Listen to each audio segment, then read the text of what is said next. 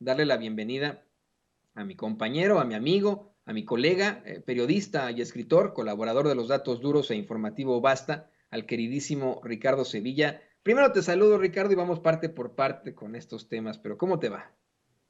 Muy bien, querido Toño, un gusto saludarte a ti y a la audiencia de Sin Censura y estoy escuchando glosarte muy bien y muy atinadamente cuáles son las cartas credenciales de Marco Levario y de todos estos personajes estultos que están en una campaña brutal en contra del presidente López Obrador. Es una campaña, querido Toño, público memorioso, campaña del hambre. Tienen hambre estos personajes, hambre de chayote. No les bastó enriquecerse con Vicente Fox, no les bastó enriquecerse con Felipe Calderón, no les bastó enriquecerse con Enrique Peña Nieto, tenían contratos a modo para prensa y entrevistas a modo, no les ha bastado, querían que el gobierno de López Obrador se comportara con las mismas características, que abriera las arcas del erario, del erario para que se pudieran servir a manos llenas y no se los permitió el gobierno de la Cuarta Transformación, que está haciendo en efecto un cambio, está apostando a un cambio de fondo, un cambio complejo, un cambio en materia educativa, en materia cultural, un cambio en materia social que se quite ese racismo, ese clasismo que había estado inoculado en la población y que a veces se había incurrido en él sin querer, gracias a que estos personajes desde tiempos de la colonia habían ido impulsando esta narrativa de exclusión, y yo diría entonces que es una campaña del hambre, Toño. Pero estoy muy bien, muchas gracias. Espero que tú también. Pues bien, también un poco indignado por los últimos hechos que han ocurrido en México, vamos, que las realidades que existen en cuanto a al cinismo de muchos. Por un lado, ahí tienes a el Junior de Héctor Suárez Gómez, justificando y festejando con un video en el que evidentemente agrede a Vicente Serrano, su acto, ¿no? Y siendo respaldado por personajes verdaderamente lamentables, repugnantes también, ¿no? En las redes sociales. Es algo que no se puede entender. Precisamente en esta idea, en este planteamiento que hemos tú y yo discutido desde hace ya varios días de cómo avanza esa ultraderecha con su discurso abierto de violencia, de racismo, de falta de inclusión, de clasismo, insisto, de violencia absoluta. Y hoy, pues, ¿qué te parece que empezamos con eso, con ampliando un poco sobre estos dos personajes? Por un lado, Roberto Madrazo Pintado, quien hace algunos meses dio a conocer que la plataforma Latinos, esa que encabeza Carlos Loret de Mola, en donde se dan a conocer estos hallazgos de unos hackers, ya lo platicaremos en unos momentos más, pues ahí tienes tú que él dijo que su hijo y su yerno son quienes detentan esta plataforma, sus dueños. Y por el otro lado, un tipo tan cuestionable que odia que le digan chayotero, pues, pero que ha sido exhibido una y otra vez como chayotero. ¿Qué más se puede decir de los ingresos de esa revista, la revista, etcétera? Como Marco Levario Turco. ¿Te parece si empezamos ampliando un poco sobre este sujeto? Por supuesto, querido Toño, hay que recordar las cartas credenciales de Marco Levario Turcot, un personaje que se apropió de la revista, etcétera, cuando se imprimía, cuando se vendía en los Ambros, o a veces se regalaba porque nunca se vendió. Esa revista fue inaugurada por Raúl Trejo del Arbre, un personaje que perdió la brújula. Yo recuerdo perfectamente haber oído a Carlos Monsiváis denominarlo el Marshall McLuhan mexicano. Así lo denominó el propio cronista de Portales. No vive para darse cuenta de que azotó o de que se desbarrancó en esa carrera que tenía. Era un personaje respetado en el periodismo, un personaje respetado en la academia, un personaje respetado en la educación, en temas de comunicación, ni qué decir, pero pronto se acercó a Héctor Aguilar Camín le doró la píldora, como se dice popularmente, y se fue a los brazos del grupo Nexos y comenzó a perderse. Ahí tenía este achichincle, a Marco Levario Turcot, ahí las oficinas de etcétera estaban en la colonia del Valle, sobre Avenida Xola. Yo lo recuerdo perfectamente porque tuvimos a muchos amigos, era en común, era la época en donde se veía con mucho entusiasmo la creación de nuevos medios de comunicación para ver qué era lo que ofrecían, si ofrecían una plataforma en efecto libre, independiente, donde se pudiera hablar de los temas álgidos de ese momento. Nació con gran expectativa, pero Raúl Trejo del Abre pronto se hartó de ese proyecto y se lo dejó, prácticamente se lo arrancó de las manos Marco Levario Turcot y empezó esa era chayoteril de este personaje abyecto. Le dice a Vicente Serrano que no ha recibido chayote, por supuesto que has recibido chayote y mucho, y de todos lados. Hay que recordar que fue un personaje que se sentaba a la mesa de Lolita de la Vega, nada más ni nada menos que la ex esposa de Nezahualcóyotl de la Vega, y bueno, pues que se adhirió a este apellido para tener, según ella, una reputación, pero era más bien una llave para entrar y abrir el picaporte del chayote del PRI.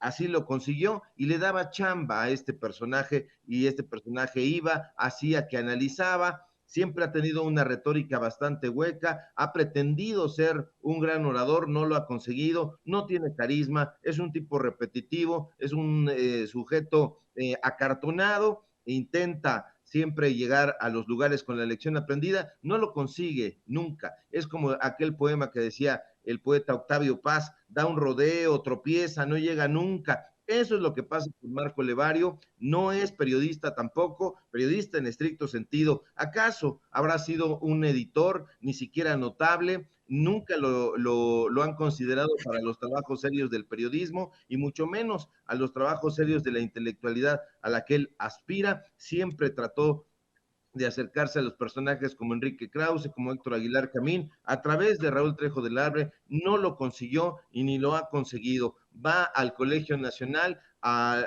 todos los eventos donde se presenta Enrique Krause, eso está aprobado, podemos poner imágenes y la gente lo duda, no hay inferencia en todo esto, son datos duros y Marco Levario lo sabe.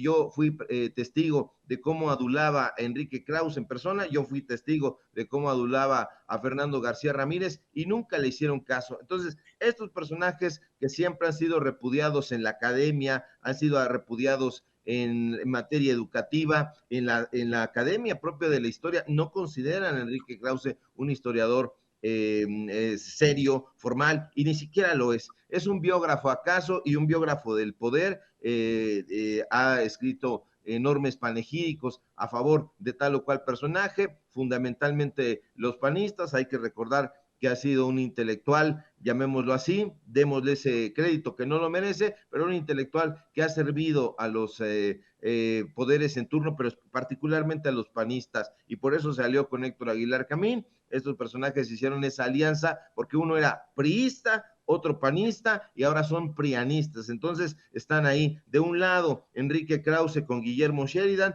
del otro lado Héctor Aguilar Camín con Héctor de Mauleón, y están haciendo esa dupla abyecta para atacar al presidente López Obrador. ¿Y por qué razón lo atacan? Porque se cumplieron sus pronósticos. Los pronósticos eran: López Obrador va a llegar a la presidencia de la República y no nos va a dar contratos a modo, no nos va a permitir licitaciones directas, no va a permitir tampoco que nuestras revistas, esos pasquines, letras libres, nexos, sean comprados por la Dirección General de Bibliotecas y se tengan ahí empolvándose porque la gente no lee, tiene otras referencias, la gente piensa, el pueblo es sabio, como dice el presidente López Obrador, y tiene razón. Entonces, ha alejado completamente a otros personajes que habían tenido secuestrada el concierto literario mexicano, el concierto intelectual, el ámbito literario, etcétera. Y Marco Levario es este sujeto, ha recibido dinero de parte del gobierno de Miguel Ángel Mancera, que diga lo contrario, se lo ponemos en la cara. Han recibido dinero también del gobierno de Jalisco, particularmente del gobierno de Guadalajara, ha recibido bastante lana, y eso, si dice otra cosa, se lo ponemos en la cara. Y así de diferentes lugares hay bastantes datos duros para callarle la boca sulfurosa a este personaje, un ente desechable dentro del periodismo, mi querido Toño. Sí, y que ha intentado en todo caso hacerse algún tipo de nombre, simple y sencillamente ha servido para apoyar a los más impresentables y repugnantes, a los más despreciables. Ayer era uno de los que compartían noticias falsas, como la de ahora, ¿eh? Como la que habla ahora sobre el presidente López Obrador, que supuestamente se había enojado de que dieran a conocer su estado de salud. Lo que el presidente, ya lo pusimos hace unos momentos, planteó en la mañanera, fue que le parecía despreciable que se compartiera esa información, ¿no? La información de que se hackeara al gobierno, que saliera con Loret de Mola y etcétera, no que se diera a conocer su estado de salud, eso pues, dijo, eso es algo público y aquí lo doy a conocer sin ningún problema, casi casi, ¿no? Lo dijo el presidente, pero bueno, es un sujeto que constantemente sirve única y exclusivamente para aportar el discurso de alguien más, para hacer el ladrillito de alguien más, como ocurrió ayer con el Junior, Héctor Suárez Gómez, ¿no? Quien, este fue uno de los que más lo apapachó en las redes sociales y se llevó, bueno, pues hasta su buen palmada en la cabeza, como le hacemos a los perros, ¿no? Por parte del pelón Gómez, así de, ahí tienes, Marco, buen chico, así le hacen todos ellos, buen chico, ¿quieres una galleta para perros? Bueno, esa es la realidad. Pero ¿qué te parece que vamos a temas más profundos que nimiedades con los ultrachayoteros? Grábenos, don David. A mí me parece muy cuestionable, querido Ricardo, que esos hackers internacionales que hoy desde la ultraderecha quieren comparar con Wikileaks hayan elegido entre cualquier otra persona a Carlos Loret de Mola, a Lord Montajes, para pues compartirle su ataque a la Sedena y la información que encontraron sobre la salud del presidente López Obrador, que no pudieron ir, no sé, con NBC, con la BBC de Londres, no pudieron ir con CNN, no sé, ¿no? O sea, me pongo a pensar, no fueron con AP, ¿no? Dijeron, vamos a llevarle esta información a Associated Press, se la vamos a llevar a Reuters.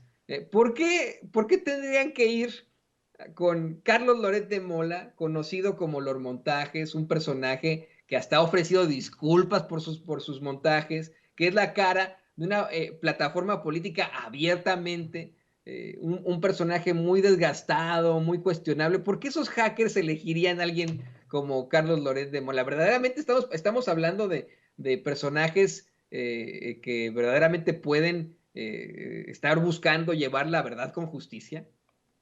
De ninguna manera, Toño. Este personaje no es periodista, pero más allá de este tópico sobado, ya lo sabe la gente. Y la gente es crítica, es atenta y sabe muy bien quién le está ofreciendo periodismo y quién no, quién es simple y sencillamente un incendiario, un amarillista. Y ese es el caso de Carlos Loret de Mola. La Sedena no le filtró nada, ni nadie le filtró nada. Esto es una invención, simple y sencillamente. No lo buscaron, la versión se desmorona, no hay datos duros. Esto es un requisito sine qua non del periodismo, es la columna vertebral de nuestro oficio, los datos duros. Y eso es lo que no ha tenido nunca Carlos Loret de Mola. Es un personaje que, como bien dijo el presidente López Obrador en la mañanera, debería de explicar qué fue del caso de la niña Frida Sofía, algo que parece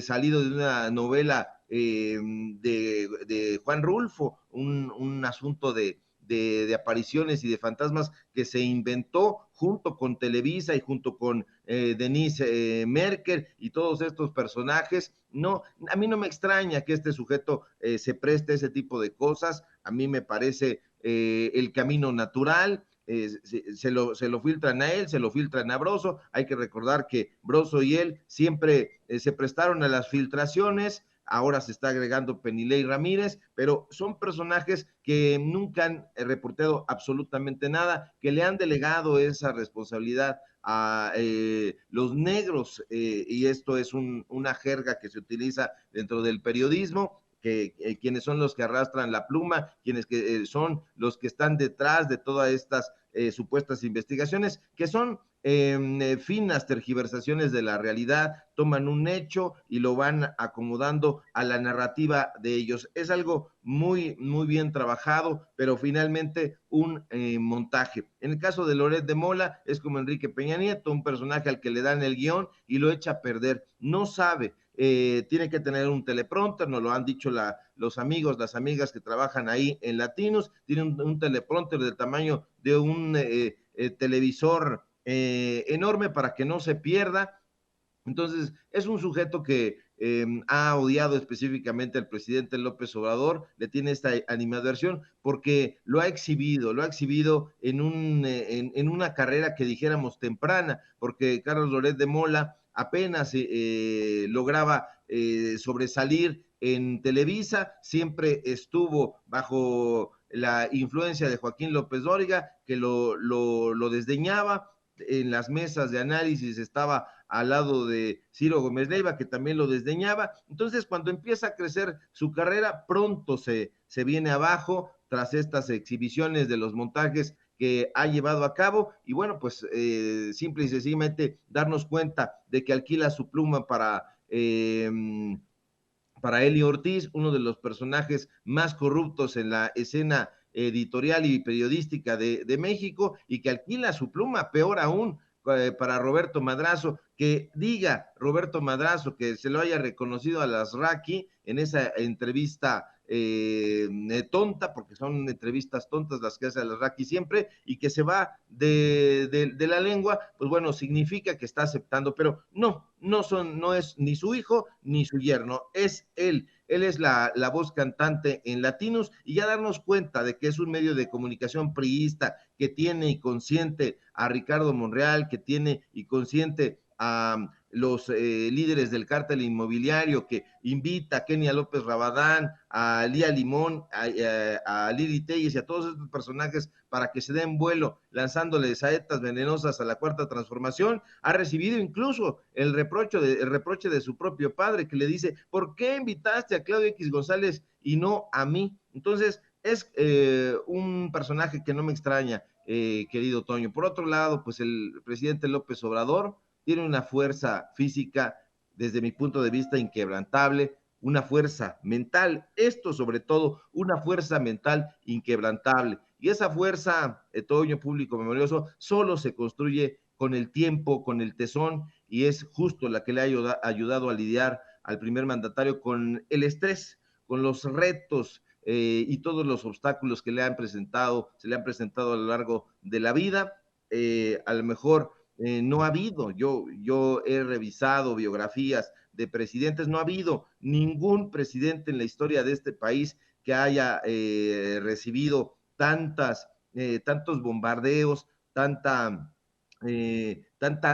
ataques antes de llegar a la presidencia de la República. Lo han calificado de obstinado, lo han calificado de aferrado, no lo es. Desde mi punto de vista es un hombre tesonero, y la gente sabe que para tener una mente fuerte como la que tiene López Obrador se necesita conocerse a sí mismo, tal como decía Sócrates: conócete a ti mismo. Y López Obrador ha entrenado y bastante su mente, está acostumbrado a los embates tipo Latinus, tipo Loret de Mola, tipo el abyecto de Marco Levario. O sea, es el juego sucio de los opositores y está acostumbrado a eso, y no solo se ha enfocado en el cuidado del cuerpo, que también es importante para tener una buena salud y una mejor calidad de vida, pero ¿se cansa López Obrador? Nosotros suponemos que sí. Lo suponemos porque francamente no lo hemos visto. Al contrario, yo lo veo entero, como decías tú al principio de nuestra conversación, y lo veo muy bien llevando y aceptando que tiene y que padece enfermedades, pero son propias de la edad. Hipertenso, yo soy hipertenso, que tenga las enfermedades propias de la edad, pues caray, ni se le notan. Ya quisieran todos estos personajes. O sea, no hemos visto a López Obrador sentarse, nunca en una conferencia mañanera, salvo en aquella ocasión que recibió la vacuna, me parece que fue la primera dosis para COVID o fue la segunda, no lo recuerdo muy bien, pero es la única vez que lo hemos visto sentado. De ahí en fuera, todo el tiempo, 2, 3 horas, dando la conferencia mañanera de pie. Habla de un tipo fuera de serie, que se levante a las 4 de la mañana, que tenga reunión de seguridad a las 5:30 de la mañana, que esté al frente de la conferencia mañanera a las 7 en punto, salvo hoy que dijo irónicamente buenas noches, pero lo reconoce perfectamente y es un personaje desde mi punto de vista, querido Toño, que nace cada 100 años, un personaje fuera de serie y que me critiquen, que me digan palero, pero ahí está, eso es incuestionable. Ya parece que estos sujetos iban a aguantar una caminata siquiera alrededor de su residencia, no, López Obrador ha demostrado que va, hoy mismo anuncia, ya se va para hacer su recorrido, va a Oaxaca, se va a estar allá hoy, mañana, pasado mañana, entonces es un personaje con una pila tremenda, Toño. Me queda muy claro, me queda muy claro. Yo quiero insistir en eso. Imagínate tú, una persona a la que le dé angina de pecho una tarde, noche, que tenga que ser trasladado al aeropuerto, que al día siguiente se levante a las 4 de la mañana a pues empezar a trabajar y etcétera, a presidir pues vamos, una reunión de seguridad a las 6 de la mañana, luego a presidir una conferencia de prensa mañanera y responder a preguntas terribles como la que hace hoy este tipejo, que verdad, yo no tengo nada en contra de él, le admiro muchas veces algunas de sus preguntas, pero que hoy me pareció un verdadero sopilote carroñero, el compañero Felipe Fierro, que le pregunta, ¿piensa morirse en el cargo? No sé, es que es verdaderamente ridículo, querido Ricardo, ¿no? Que se plantee en estos momentos que hay algún tipo de debilidad por parte del presidente López Obrador, al contrario, ¿no? Yo pensé en una situación muy distinta, imagínate tú enfrentarse a los achaques típicos de la edad y poder seguir enfrentando al país, llevando a cabo las riendas del país, ¿no? Creo que eso es fundamental que se pueda plantear. Y como siempre, quiero agradecerte este análisis, los datos que nos presenta, siempre datos duros, siempre datos confirmados, la exhibidota que le pones al chayotero de Marco Levario Turcot, por supuesto, a alguien tan impresentable como Roberto Madrazo, y te voy a rogar que por favor nos compartas tus redes sociales porque al parecer este fin de semana va a estar extremadamente duro, se va a soltar, por supuesto, una situación absoluta precisamente en redes sociales de ataque contra todos y pues seguramente te estaremos leyendo este fin de semana, querido Ricardo. Claro que sí, querido Toño, al contrario, un gusto y un placer compartir los micrófonos contigo y con la audiencia de Sin Censura siempre. Y bueno, pues hemos visto a Calderón borracho, a Peña Nieto perdido y extraviado en su mundo insulso y corrupto, a Fox no, porque siempre gozó de excelente descanso, pero lo que para cualquier otra persona pudiera representar emociones paralizantes, López Obrador no ha padecido los desórdenes mentales que sí han enfrentado sus adversarios y estos sujetos en particular. Síganme en mis redes sociales, por favor. En Twitter, @Sevilla Crítico. En Facebook, Ricardo Sevilla, así nada más. Síganos, por favor, en Los Datos Duros. Ricardo Sevilla, Los Datos Duros. Hoy tenemos informativo en punto de las 8:30 y hoy, en la mitad del programa, va sobre literatura. Va a estar muy bueno, no se lo pierdan. Y síganme, por favor, en Paralelo 24, échenle un ojo a nuestro portal, se van a deleitar, hay investigaciones bastantes y otras secciones que les recomiendo. Síganme en el diario Basta, ahí escribo una columna todos los días y por supuesto aquí en La Familia Sin Censura, donde estoy participando también de lunes a viernes al filo de las 11 de la mañana y pues bueno, queremos tener la misma inspiración de López Obrador, trabajar y trabajar, querido Toño. Te mando un fuerte abrazo y si todo marcha bien, nos encontramos por aquí el próximo lunes. Un excelente fin de semana. Un excelente fin de semana para ti también, mucho trabajo, querido Ricardo Sevilla, gran compañero, verdadero periodista, verdadero escritor, gran colega periodista aquí en Sin Censura.